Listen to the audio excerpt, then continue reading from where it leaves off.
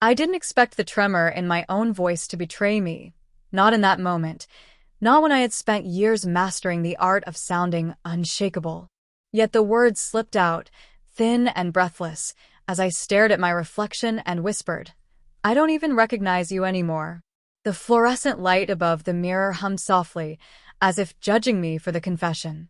My hands, always steady in the world I thought I belonged to, quivered against the edge of the sink. The face in the mirror wasn't wrong, not exactly. It just felt like a sentence I had been avoiding reading for too long. The day had begun like any other, until it didn't. It's strange how these so-called ordinary days become the ones that rewrite entire lives. It started with a box, simple, brown, unmarked, sitting on the center of my bed, as though someone had placed it there with ceremonial care. My name was written across the top in a looping, deliberate script I didn't recognize. The air in the room felt different, heavier, as though the box carried a gravity all its own. I touched the lid with the cautious reverence one might offer a relic. Inside was fabric, soft, delicate, and entirely unexpected. A pale pink dress, its texture impossibly smooth beneath my fingertips, folded with such precision that unfolding it felt like disturbing something sacred. Beneath it lay a note written in the same unfamiliar handwriting. "Before you deny what you feel, try wearing the truth." That was all it said. No signature. No explanation. Nothing to tell me who thought they understood me better than I understood myself. I should have been angry. I should have laughed. I should have thrown it back into the box and shoved it under the bed like all the other things I pretended I wasn't curious about. But instead, I felt that familiar flutter. The one I hid behind sarcasm, behind busyness, behind the practiced indifference I wore like steel armor. I hated that the flutter returned so easily, as though it had only been sleeping, waiting for something soft and pink to rouse it. For a long moment, I just stood there, the dress hanging from my hand, catching the afternoon light like something alive. My heart found a frantic rhythm inside my chest. I wasn't sure if the fear came from the idea of putting it on or the idea that I might like how it felt. When I finally tried it, it was with the strange sensation of stepping into someone else's life. My breathing stuttered as I pulled the fabric over my body. The dress settled against my skin in a way that felt both foreign and uncannily right, two truths wrestling inside me until I couldn't tell which one hurt more. I stared at myself in the mirror, expecting to feel absurd, but instead I felt exposed. Seen. As if the person I had always kept tucked behind layers of denial had suddenly pressed their palm against the inside of the mirror, coaxing me closer. But with that recognition came an echo of panic, loud, relentless, unmistakable. My mind crowded with doubts. What am I doing? What does this mean?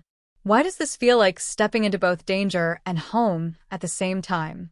And beneath it all, the most terrifying question, what if someone finds out? The dress wasn't the only thing in the box. Hidden beneath the tissue paper was a pair of low heels, simple, black, almost modest, as though chosen by someone who knew I would bolt if they gave me anything more complicated. My hands shook harder when I picked them up. The weight of them felt symbolic, like an invitation or a challenge, or perhaps both. I didn't want to try them. I didn't want to feel how they would change my posture, my balance, the way my body shaped itself around their demand for elegance. But I did try them. Standing in those heels, looking at myself wearing the dress I never would have chosen, and yet somehow needed, I felt a fullness in my chest that startled me. And fear, sharp, bright, almost electric. It was the kind of fear that told me something important. I was crossing a threshold I could never uncross. That was when the knock came.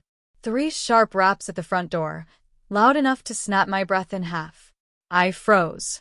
Every noise in the world vanished. I couldn't move, couldn't think, couldn't breathe. The knock came again. Louder this time. Urgent. My heart clawed at my ribs like it wanted to escape. Whoever it was, they weren't going away. And that was the moment. Right there, in that fragile breath between the second and third knock, when everything in my life began to tilt. The third knock hit the door with a confidence I didn't have. For a split second, I considered ripping the dress off, kicking the heels into the closet, and pretending none of this was happening. But my body refused to move. It was as if the moment had turned the air into something thick and unyielding, holding me in place with invisible hands. My pulse thudded loudly in my ears, drowning out the world beyond the door. I whispered to myself, an instinctive chant of reassurance, or maybe denial. It's no one important. It's a mistake. They're at the wrong house. But even as I said it, I knew that wasn't true. The knocks had rhythm, purpose. Whoever it was, they meant to knock on my door. With every second that passed, the tension stretched tighter, and something unexpected unfurled inside me. A strange, trembling curiosity. If this moment was a test, then who, or what, had orchestrated it? Another knock, but softer this time. Almost gentle. Almost aware of the storm inside me. I forced myself to move. Each step across the room felt exaggerated, like walking in a dream. The heels clicked softly against the floor, an unsteady, unfamiliar pattern that made me painfully conscious of what I was wearing. Every sound they made felt like a confession echoing through the silence. As I reached the hallway, I stopped again, a hand pressed flat against the wall. I needed to breathe. I needed to slow down the wild tremor inside me.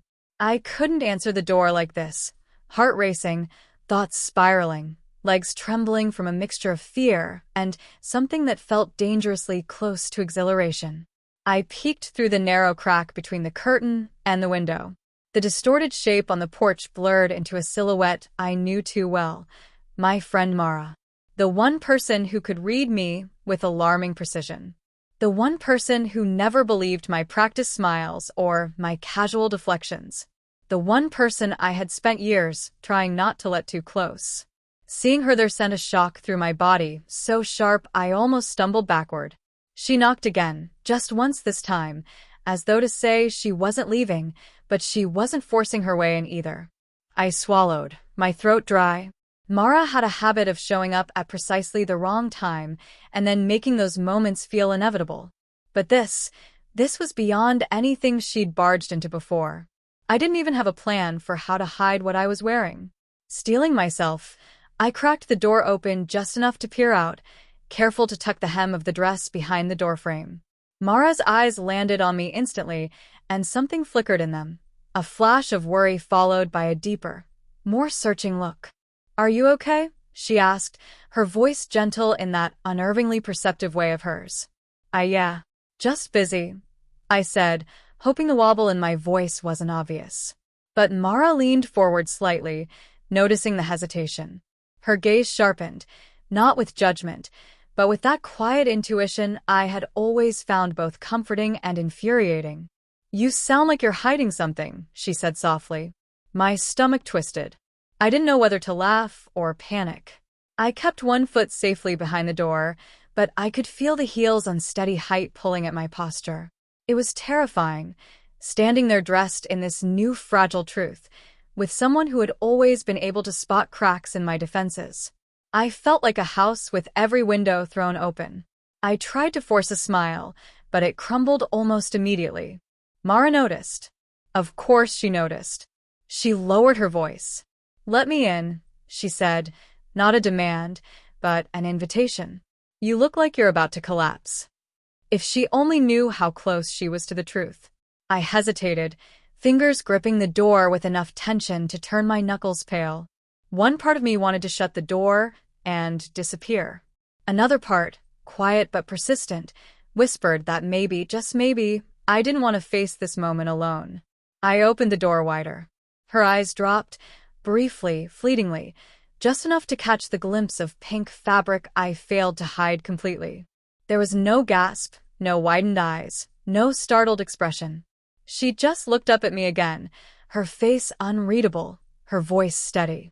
"So this is what's going on," she murmured, as if she'd just been handed the last piece of a puzzle she had been working on for years. My breath caught. Panic surged. "Mara, I can explain, this is just, someone sent, this isn't." She touched my arm lightly, halting the explosion of excuses. "Hey. It's okay," she said, and something in her tone made my throat tighten. "I'm not here to interrogate you." I turned away quickly, unable to meet her gaze. My reflection in the hallway mirror caught me instead. Pink fabric, nervous posture, mascara-less lashes that looked strangely softer today, and for the first time, I didn't look away. I didn't have the energy. Mara stepped inside and closed the door behind her with a quiet click that echoed like a sealing of fate. "What's the box on the bed?" she asked. I tensed. "You saw it? It's sitting right in the open," she said, stepping closer. "This wasn't an accident, was it?" Her words struck something in me. Not accusation, but awareness. Recognition. "I don't know who sent it," I said, voice low. "I don't know why. But when I saw it, I couldn't stop myself. I expected her to question me, tease me, even pity me. Instead, she sat on the edge of the bed, smoothing the dress fabric between her fingers with an unexpected kind of respect. "Sometimes," she said slowly, "the things we don't let ourselves choose find ways of choosing us." The sentence hit harder than anything else that day. For the first time since opening the box, I felt the weight behind my ribs shift, not disappearing, but settling. Mara didn't recoil. She didn't judge. She didn't even seem surprised. She just watched me with a calmness I didn't know how to hold.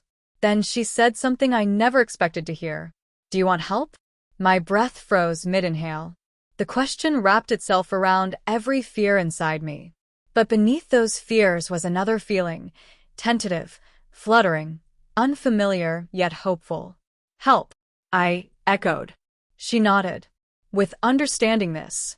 With figuring out what it means. With whatever you're feeling right now." My voice trembled. "I'm not sure what I'm feeling." "That's okay," she said gently. "We'll start there." She smiled. A small smile. Steady. Warm. Unshakably sincere. And that was the moment, quiet, fragile, but profoundly real, when I realized that this was no longer something I could hide from myself. Something had begun. Something I couldn't undo. Something I wasn't sure I wanted to. Mara didn't rush me. She never did. She just sat there on the edge of my bed, waiting with the quiet patience of someone who understood that forcing words out of me would only make them crumble. The pink dress still brushed lightly against my legs, and the realization that I was standing fully in front of someone else, like this, made my pulse throb with a strange mix of fear and release. I hadn't expected that part. I hadn't expected the relief hidden under the panic. I wrapped my arms around myself, fingertips brushing the soft fabric at my waist. "It feels like I'm doing something wrong," I admitted, my voice low, almost fragile. Mara looked up, her expression softening. "Does it feel wrong? Or are you just afraid it looks wrong?" The question hit me in the chest. I swallowed, staring down at my feet, the heels nudging my posture into something unfamiliar. "Both," I said honestly. "Neither. I don't know." She nodded, as if my confusion made perfect sense. "Sit with me," she said gently. I hesitated, not because I didn't trust her, but because sitting down in a dress, in heels, beside someone who knew me too well felt like crossing a second threshold. The first had been putting everything on. The second was letting someone else see me in it. But I crossed it anyway, lowering myself slowly onto the bed, trying to ignore how the dress shifted around me.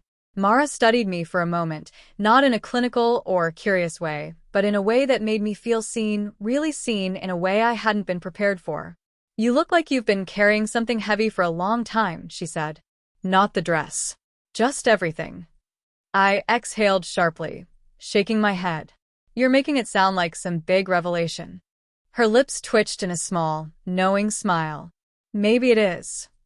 I stared at my hands. They didn't look like the hands I recognized. Something about the contrast against the pink fabric made them appear softer, or maybe I was projecting that onto them. "I didn't plan this," I whispered. "If the box hadn't shown up, I wouldn't be." "Are you sure?" she interrupted gently. The room fell quiet. I opened my mouth, then closed it again, because I didn't know how to answer that. I didn't know how to explain that this wasn't the beginning, that it was just the first time something pushed me far enough to stop pretending.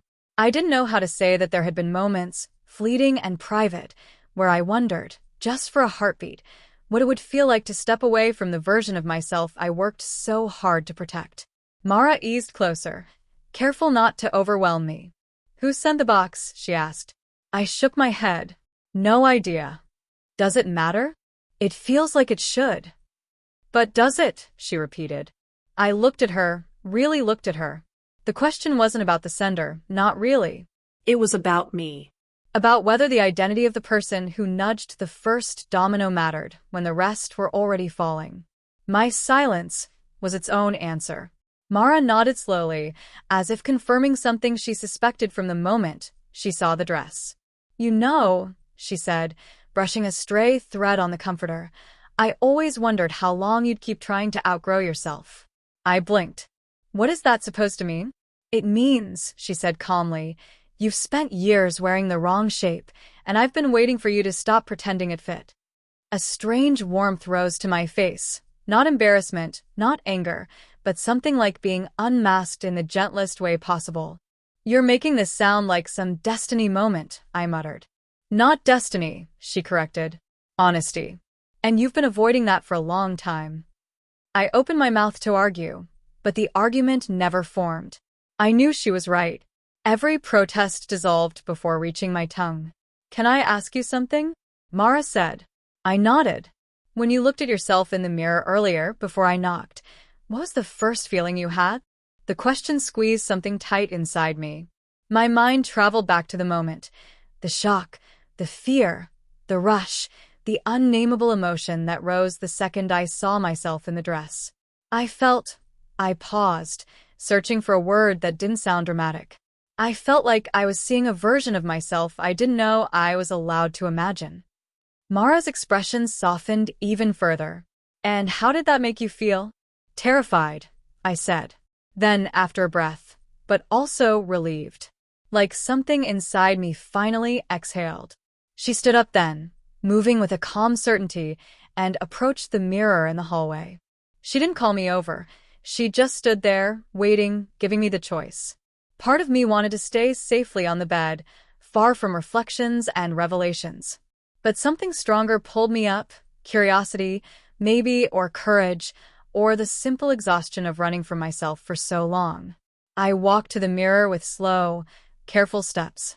Every click of the heels echoed like punctuation in a story I had spent years refusing to read. When I reached the mirror, I hesitated in front of my own reflection. Mara stepped behind me, but she didn't touch me. She wasn't guiding or steering. She was witnessing. "You see it, don't you?" she asked quietly. I didn't answer with words. I didn't need to. The truth was right there in the reflection, the conflicted expression, the tense shoulders, the dress draping around a body caught between fear and possibility. But also something softer. Something I hadn't expected. A kind of fragile alignment. Mara nodded, reading everything I wasn't saying. "This isn't about becoming someone else," she said softly. "It's about letting yourself be someone you've always been too scared to acknowledge." Emotions swelled in my chest, too raw, too tangled to name. I pressed a hand to the mirror, not out of drama, but because I needed to steady myself. My reflection blurred slightly behind my own fingerprints, and for the first time, I didn't look away. "I don't know what to do," I whispered. "You don't have to know yet," she said. "Just don't run from this. Sit with it. Explore it. Let yourself feel it without deciding anything right now." I closed my eyes. I didn't feel solved or transformed or certain, but I felt present. And that alone was terrifyingly new. When I opened my eyes again, Mara was still there. Still steady. Still calm. "Whatever this is," she said, "you don't have to face it alone." Her voice, sincere and unwavering, wrapped around me like something I didn't realize I needed. Permission, maybe. Or safety. Or the beginning of trust in myself. And in that moment, standing in the soft pink dress and the too high heels, staring at a reflection that scared me and steadied me at the same time, I realized something that changed everything. I wasn't just wearing the truth. For the first time in my life, I was facing it. Mara didn't crowd me. She didn't pepper me with questions or push for some dramatic confession. She simply existed beside me, calm and unshakable, while I stood inches from the mirror trying to make sense of the person looking back at me. My heart still thudded in an uneven rhythm, but the panic that once drowned everything had softened into something more complicated, like a tide finally pulling back, revealing stones I hadn't dared to look at before. "I don't know how to feel," I said, watching the reflection speak instead of trusting my own voice. "You don't have to label it yet," Mara replied. "Not everything needs a name right away." I swallowed, throat tight. There was a strange comfort in her certainty, like she was holding space for a truth I wasn't brave enough to touch on my own. "It just doesn't feel like a costume," I murmured. She smiled gently. "That's because it isn't." I felt heat crawl up my neck. The honesty of her words hit harder than any judgment would have. A costume was something you could take off and forget. A disguise. A mask. This felt like peeling away a mask I didn't realize I'd been wearing every day of my life. The silence stretched, but it wasn't uncomfortable. Mara seemed to know I needed the space to breathe, to fight with myself without an audience, even though she was right there. Eventually, she moved to my side and spoke, not looking at me but at our combined reflection. "Can I tell you what I see?" My chest tightened with both curiosity and fear. "Okay." "I see someone who's been holding their breath for years," she said softly. "Someone who finally tasted air and is terrified they'll never be able to go back to the way things were." The words struck with surgical precision, not cruel, not invasive, just accurate in a way I didn't know how to handle. "Is it that obvious?" I whispered. "Only to someone who cares enough to notice." I had no response to that. Emotion gathered in the space behind my ribs, warm and sharp at the same time. It was terrifying how easily her kindness disarmed me. Mara reached out and lifted the hem of the dress ever so slightly between her fingertips. "This suits you more than you think," she said. "Not just the color, the softness. The way you hold yourself differently when you're not pretending." That made me freeze. "I'm not pretending," I said defensively. She raised an eyebrow, not unkindly. "Aren't you? You've been pretending for years." "Not right now, and maybe that's what scares you the most." I wanted to argue again, but the words wouldn't come. My reflection said too much. The tension in my shoulders, the trembling in my posture, the cautious yet longing expression in my eyes, it was all there, undeniable. "I don't know where this leads," I whispered, almost to myself. "You don't need to," she said. "You just need to follow the part of you that's finally speaking up." My laugh came out shaky, fragile around the edges. "That's the problem. I don't trust that part yet." "That's okay. I trust it enough for both of us." For a second I forgot to breathe. It was such a simple sentence, gentle, unthreatening, but it cracked something open inside me. Trust was not something people offered me easily, or something I ever let myself rely on. Yet here was Mara, extending it without hesitation, without conditions. I lowered myself onto the edge of the bed, feeling suddenly unsteady, as though the ground itself had shifted beneath my feet. The heels made my knees angle inward slightly, the dress gathered softly around me, and the feeling that washed over me was unlike anything I'd experienced before. Vulnerable, yes, but not weak. Exposed, but not unsafe. Mara sat beside me, her voice low. "Can I ask something important?" I nodded. Did wearing this feel like losing control or finding it? I stared at my hands again, fingers curled slightly against the fabric. "Both," I answered. Losing control of everything I thought I knew about myself. And finding something I didn't think I was allowed to have. "What's that?" I met her eyes. "Permission." She inhaled slowly, her expression shifting with something that looked like pride. "Then today matters more than you think." Before I could ask what she meant, she stood up and walked to the mysterious box on my bed. She lifted the lid with deliberate gentleness, as if the box itself held something fragile. She reached inside and pulled out a small object wrapped in tissue paper. "What's that?" I asked. She unwrapped it carefully. Inside was a simple makeup compact, nothing fancy, just a small round case with a mirror and a subtle shade of blush. I hadn't even noticed it earlier. too distracted by the dress and the heels to look deeper. I think someone wanted you to explore more than just clothing, she said. My stomach fluttered with nerves. Mara, I don't know how to. I'm not saying you have to wear it, she interrupted gently. But if you want, I can show you. The room seemed to shrink around us. Not in a suffocating way, more like everything unnecessary fell away, leaving only this moment, this choice. The compact sat in her palm like a quiet question. I stared at it for a long time. I look ridiculous, I said finally, though even I could hear how hollow the protest sounded. Let me decide that, she countered, her tone still soft. Or better yet, let you decide that once you see. I exhaled slowly, the tension in my chest coiling and uncoiling in waves. What if I don't like what I see? Then we wipe it off, she said simply. And you're still you. Nothing breaks. And if I do like it? I asked quietly. She smiled, a small, gentle curve of her lips. Then we've learned something important, and things might start to make sense. My fingers hovered, uncertain, before finally brushing the edge of the compact. It felt cool beneath my touch, a strange, delicate weight that carried more emotion than any object should. I'm scared, I admitted. Her voice softened even more. I know, but you're not doing this alone. I looked up at her, and the sincerity in her eyes steadied something inside me. My breathing eased, still shallow but no longer frantic. Okay, I whispered. Show me. Her expression warmed into something almost luminous. Not triumphant. Not excited. Just deeply, gently proud. She opened the compact with a soft click, turned toward me, and for the first time in my life, I let someone guide me toward a version of myself I had always been too afraid to meet. And the moment her hand lifted the brush, hovering inches from my cheek, I felt an emotion so profound it nearly unbalanced me. Hope. Mara held the brush with a steadiness that made my own trembling feel almost insignificant. She didn't rush toward my face or invade my space. She simply waited, brush poised, eyes softened with a kind of quiet reassurance I wasn't used to receiving.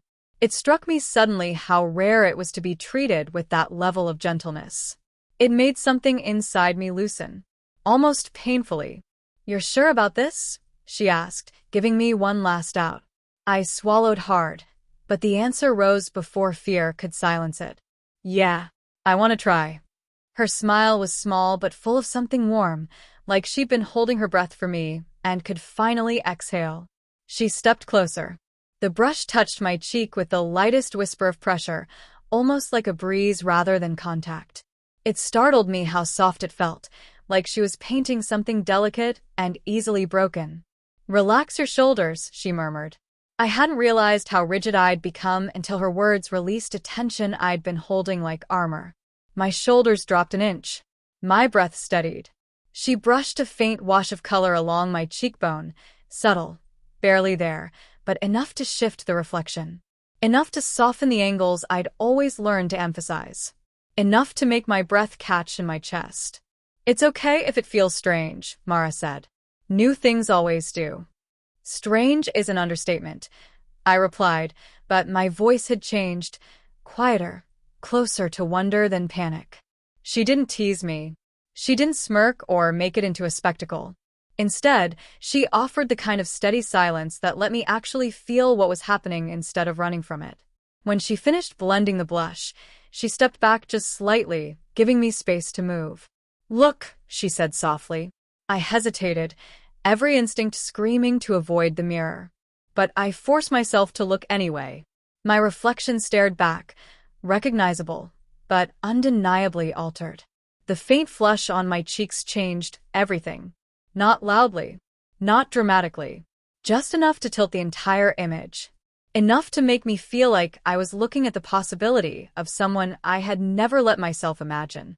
My voice barely rose above a whisper. I don't look like I thought I would. That different? She asked gently. No, I said immediately. Just me, but not the version I'm used to. Mara exhaled, as though relieved. That's usually how it starts. I touched my cheek lightly, surprised I couldn't really feel the makeup. It was strange being able to see the difference but not physically sense it. Like identity shifting beneath the surface, without permission. "Who do you think sent that box?" I asked suddenly, the question rising from some place between fear and gratitude. She shrugged, but not dismissively. "Someone who knew you needed it. Someone who understood you were stuck between who you were expected to be and who you might be becoming." I blinked. "That sounds like you know more than you're letting on." "I don't," she said. "But I know you. And I know when something is meant for someone." Her answer left a lingering tension in the space between us. Not suspicious, just curious. Who had sent it? And why now, when I'd spent years avoiding every sign pointing in this direction? Mara sat beside me again, her presence grounding. "How do you feel?" "Really?" I drew in a shaky breath. "Like I'm stepping off a ledge, and I don't know if there's ground underneath." "And is that a good thing or a bad thing?" "I don't know yet," I whispered. "Maybe both." She nodded. "Most important moments are both." Her hand rested on the bed between us, not touching me, not crowding me, just near enough to feel like an anchor. I didn't take it. I didn't pull away either. The space between our hands felt like a promise we weren't ready to name. "Do you want to try something else?" she asked carefully. "Only if you're comfortable." I looked at her, heart thumping unevenly. "What did you have in mind?" She reached back into the box and lifted a small rectangular item wrapped in soft cloth. When she unfolded it, a long, dark scarf slipped into her hand. Elegant, smooth, its sheen catching the light. "I thought maybe," she started, then paused. "Maybe we could give you a chance to see what it feels like to inhabit softness beyond just the dress. Something you can remove if it feels wrong." She moved behind me this time, standing over my shoulder in the mirror's reflection. The scarf draped around my neck with a feather-light touch that startled me. Not because it felt foreign, but because it felt comforting. A sensation I hadn't expected from something so simple. Her fingers brushed the back of my neck for only a moment, but the contact grounded me more than any words could. She tied the scarf loosely, letting the ends fall in gentle folds. "Too much?" she asked. I stared into the mirror again. The dress, the blush, the scarf, it all felt subtle, but the combination transformed the reflection into someone who didn't look like a caricature of femininity. Instead, I looked like myself, if myself had permission to be softer. To breathe differently. To exist differently. "No," I said slowly. "It's not too much. It's just enough." A tiny smile touched her lips. "Then we're doing it right." Silence filled the room, fragile but meaningful. There was no rush, no pressure, just Mara and the mirror and the quiet realization settling deeper into me that this moment, this day, had changed the trajectory of my life in a way I didn't yet understand. "It feels like everything is shifting," I admitted. "Maybe it is," she said softly. "But that doesn't have to be scary." "But it is," I whispered. She stepped closer, not touching, but close enough to feel her warmth. "Being scared doesn't mean you're breaking. Sometimes it means you're opening." I closed my eyes. The truth of her words threaded through me with gentle persistence. When I opened them again, the reflection was still there. Unavoidable. Unexpected. Unfamiliar in a way that felt like a beginning. "Something's happening to me," I said.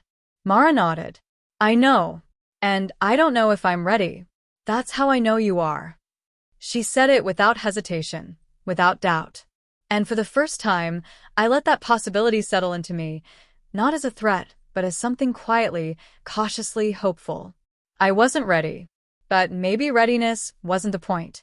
Maybe willingness was. The mirror that didn't look away. The first thing I felt when I woke up wasn't confusion or regret. It was a quiet throb in my chest, like something soft and unfamiliar was trying to unfurl inside me.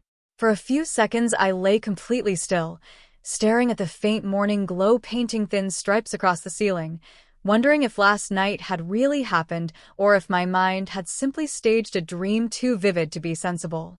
But then I turned my head, and the sight of the neatly folded outfit on the chair pulled every memory back into its place.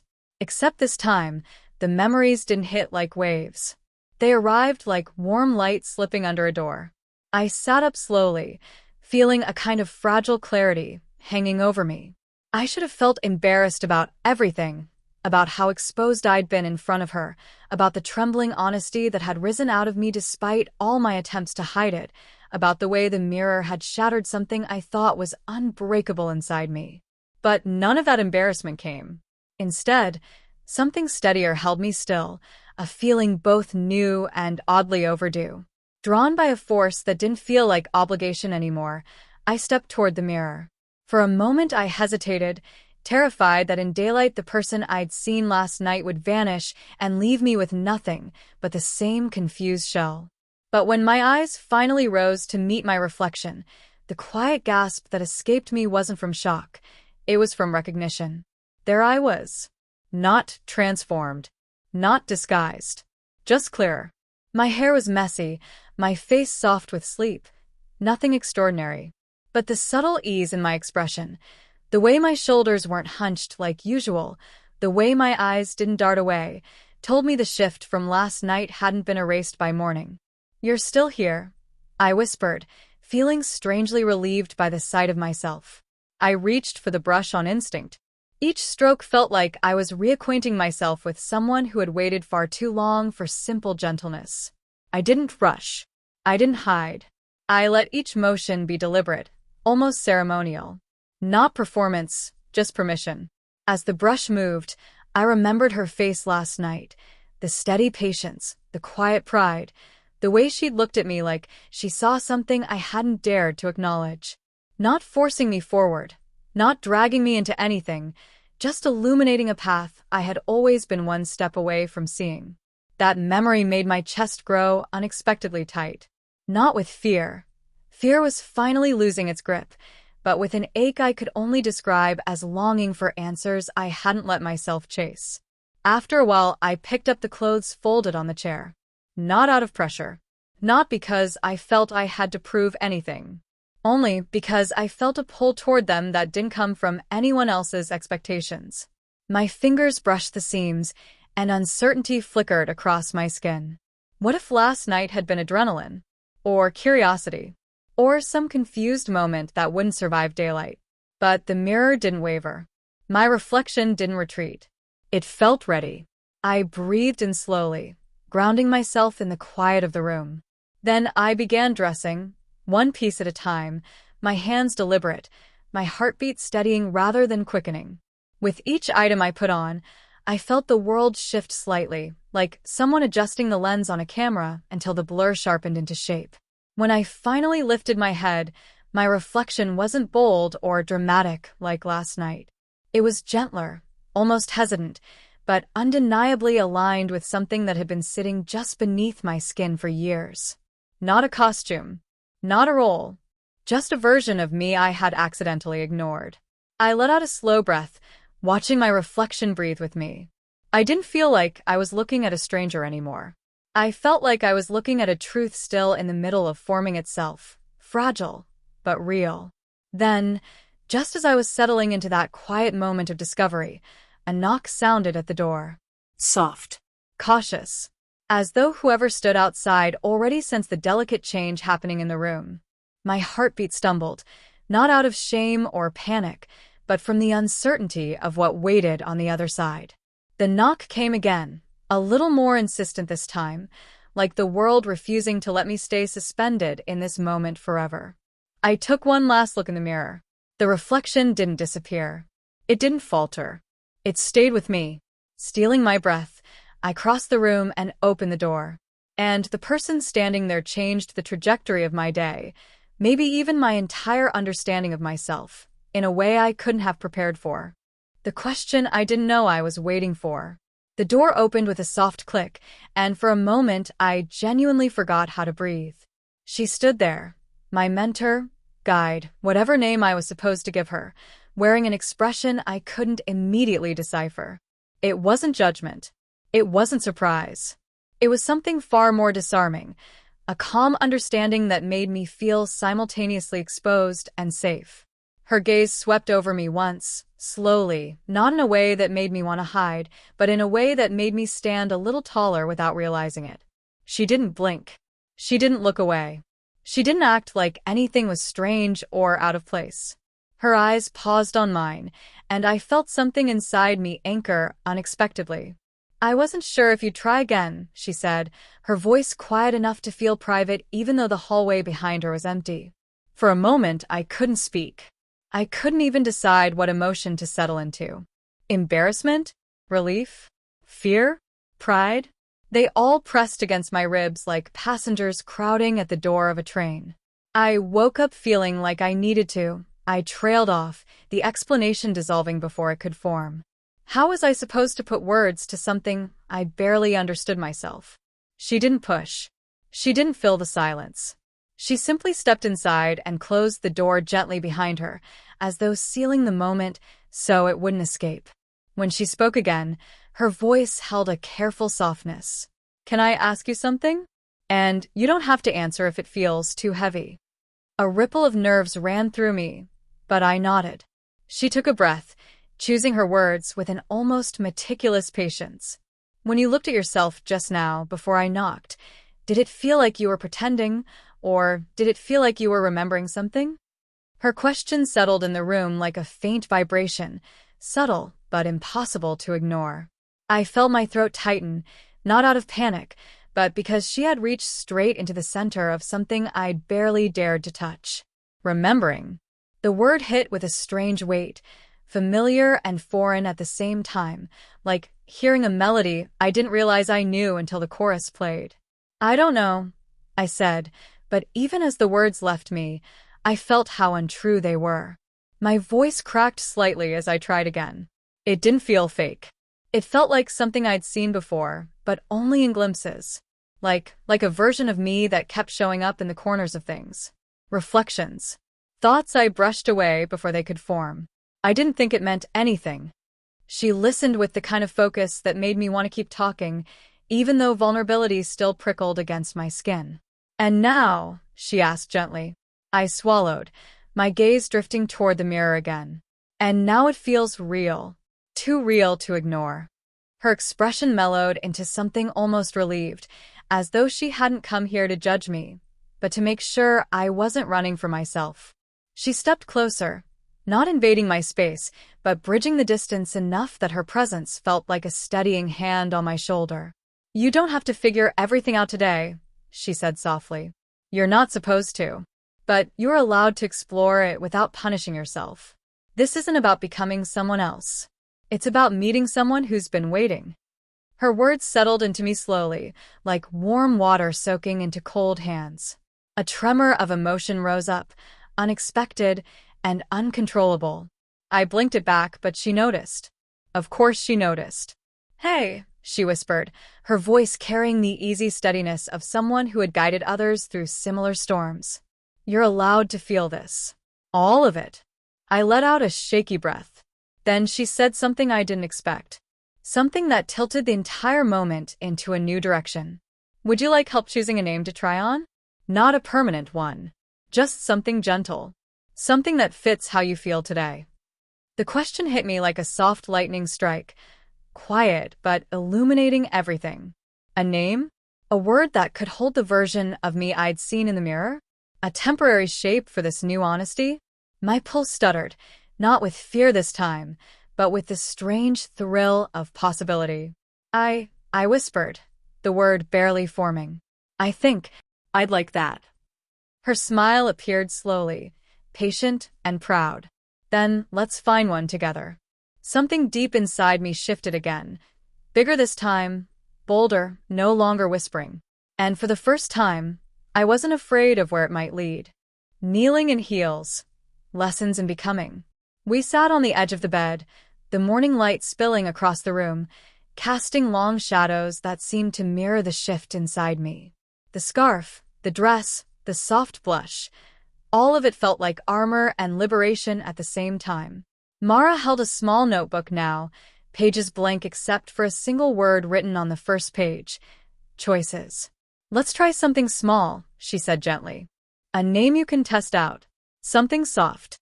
Something that doesn't have to carry the weight of anything permanent. I stared at the page, my hands fidgeting in my lap, the heels clicking faintly against the floor with every subtle movement. My reflection in the mirror caught me unguarded. Tense shoulders, flushed cheeks, wide eyes, but also, unmistakably, courage slowly settling into the bones. Can it be something I already feel inside? I asked, voice trembling but insistent. Absolutely, Mara said, leaning closer. Her eyes held that same quiet warmth, unflinching, steady. It's about giving shape to a part of you that's already alive. Not inventing it, just acknowledging it. I closed my eyes, breathing in the faint scent of morning and fabric and faint perfume she always wore, and reached deep inside, past years of denial, past the reflexive self-protection that had defined my every move. There it was, soft, insistent, insubstantial but undeniable. Something I'd felt in fleeting glimpses, in stolen moments of curiosity, in secret reflections. When I opened my eyes, I whispered it out loud. Call me, Leora. The sound of it in the room felt like a tentative exhale. Mara smiled, not broad, not triumphant, but gentle and anchored. Leora, she repeated. It suits you. I looked in the mirror again. Leora. Not fully different. Not a stranger. Just a self I had been too cautious to invite into the open. The reflection smiled back, soft, uncertain, but unmistakably alive. Would you like to try standing, really standing in it? Mara asked. Not like before, not afraid, not apologetic. Just present. I hesitated. The heels made me wobble slightly, a reminder of how fragile this new version of myself still was. But I took a deep breath, lifted my chin, and straightened my back. Each click of the heels against the floor was a heartbeat, a declaration. I exist. I am Leora. I am allowed to occupy the space. Mara stepped back, silent now, witnessing rather than guiding. And for the first time, I didn't look to her for validation. I didn't look to the mirror for reassurance. I just stood there, soft pink dress settling around my knees, scarf cascading lightly over my shoulders, makeup blending into my skin with quiet subtlety, and I felt my own presence, not borrowed or forced, but mine. A strange, astonishing clarity washed over me. All the fears, the uncertainties, the small rebellions against my own curiosity, they didn't vanish, but they settled into something manageable, something real. Vulnerability wasn't weakness anymore. It was honesty. It was awareness. It was the first step in something that might be terrifying and yet entirely necessary. I shifted slightly on the heels, feeling the delicate balance, the strain, the grace. Kneeling down, more out of habit than performance, I realized something profound. Submission didn't mean giving up. It meant yielding to what was real, to what had been hidden, to the truth I had been too afraid to touch. Mara didn't speak. She didn't need to. Her quiet presence beside me, steady and unwavering, reinforced the lesson without a single word. I was learning to surrender, not to someone else, but to myself. The day outside moved on, sunlight streaming through the window, casting warm patterns across the floor. But inside the room, time seemed suspended. Every heartbeat, every inhale, every flicker of reflection was amplified, a reminder that the journey of self-recognition was not a line, not a goal, not a finished product. It was a living, breathing process, and I was in it fully, unapologetically, tentatively, and entirely present. I rose to my full height, the heels echoing a slow, steady rhythm across the room. I caught my reflection one last time before stepping toward the door, toward the world outside, toward whatever came next. The reflection smiled, a quiet, assured, unshakable smile. I wasn't afraid anymore. I was Leora, and I was ready.